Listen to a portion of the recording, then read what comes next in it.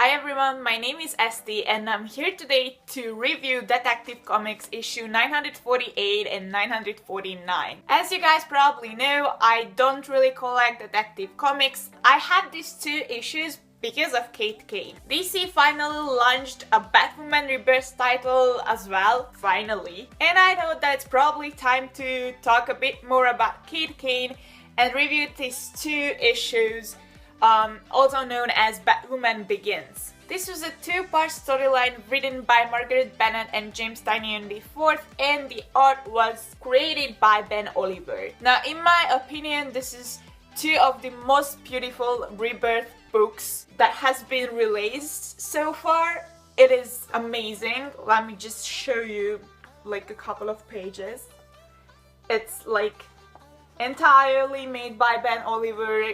He was the penciler and also the color artist, so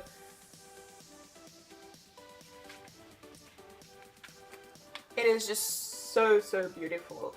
So, who is Kane really? You probably don't know this, as I didn't know it, but Kane was originally introduced in the 50s, I think 1959, and she was actually a love interest of Batman. She was originally created to prove that Batman was not homosexual, which was a big thing back in the 50s, 60s, so obviously the writers needed a character that could be the love interest of Batman, and that was Katie. Actually Katie Kane, not Kate Kane. The Batwoman we all know, this Kane, she was reintroduced in 2006, I think. Unlike the original Katie Kane, she was a lesbian, and that was a known fact, I think, from her first appearance back in 2006. So yeah, she is nothing like the original Batwoman. These two books are the prelude of Batwoman Rebirth, and you cannot really review just one of them as it is a complete story in two books. The original Detective Comics storyline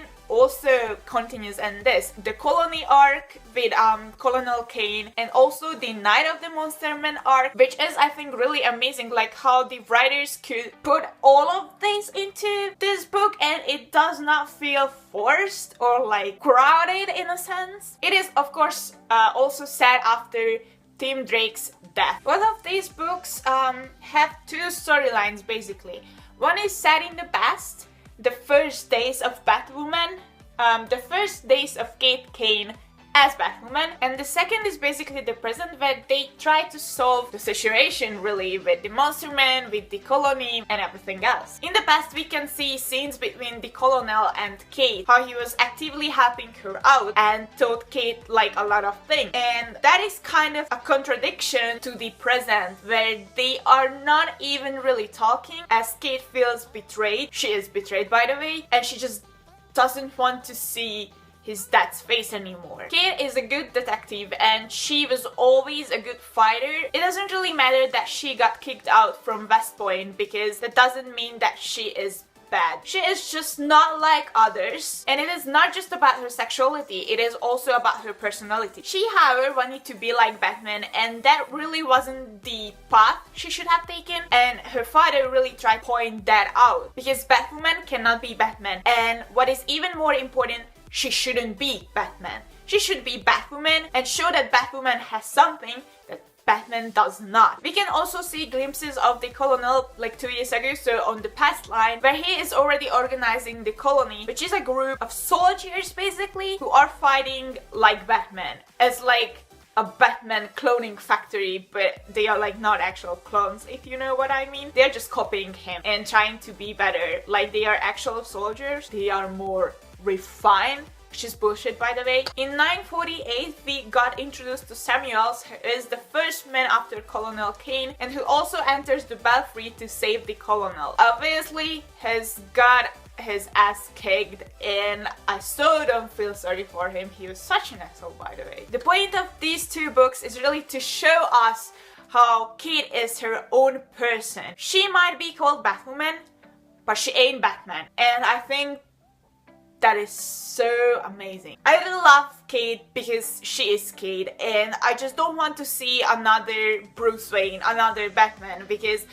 I already really hate how they always do that with Dick Grayson, how they kind of try to force down on our throat that Dick is like Bruce when he really is not, and I just really don't like when his story arc is taking that kind of turn. And I just really loved how in this, in Batman 949 and 948, it was showed that Kate is nothing like that. Because Batman wants to end crime and Kate is still a soldier in her core. So she wants to end war and she has to take a different path to find herself, to find her own purpose, to be herself, really. It's not like she's turning her back on Batman or Bruce, it's more like she's taking a new direction, and I can get behind that. I really love how Bruce and Kate basically went through similar things. Kate also had seen when people like terrorists killed her mother and her sister, yet she turned out to be so different from Bruce, and I think that is also a really amazing point here. So by the end of the final part, Kate faces her death finally, and she gets to know that there are dealers out there, bad people who are trying to get their hands on the monster venom that created the Monster Man, and she really has to stop that, and for that she will need her dad's help. So by the end of the second book, she set off to take care of that situation, and this is where Batwoman Rebirth will take us. My favorite part in Batwoman Begins was probably this page here, where she kicks Samuel's ass, and there is this panel here where she says, "I was forged by fire, you were forged by men," and I think that is just amazing. I personally am really excited about where Batwoman the Rebirth series will take us, and I'm just like really excited about it. So yeah, can't wait to pick up my own copy of the first Batwoman Rebirth issue. I don't really read Batman comics if I don't have to really, but the detective comics is like really great. I've read I think all of the issues up to 950 in digital version, and it is really good. Jim Stanley the first is doing really good with all the characters actually, because I mean the story is also pretty great so far, but the main point really is the way he builds his characters. I love that a lot. Not just Tim, who was finally set right, but also Cassandra, who is amazing, and Steph, which is really important.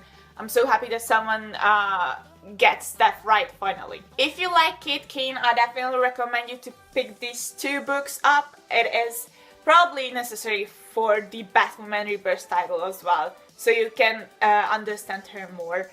And definitely pick up the Rebirth title, because I'm so happy that Kate has her own title again. What do you think of Detective Comics and Kate and Batwoman Rebirth so far? Please share your opinion with me in the comments below. This was my review on issue 948 and 49 of Detective Comics. I hope you liked it. As always, thank you for watching me. Stay safe, take care, and see you in my next video.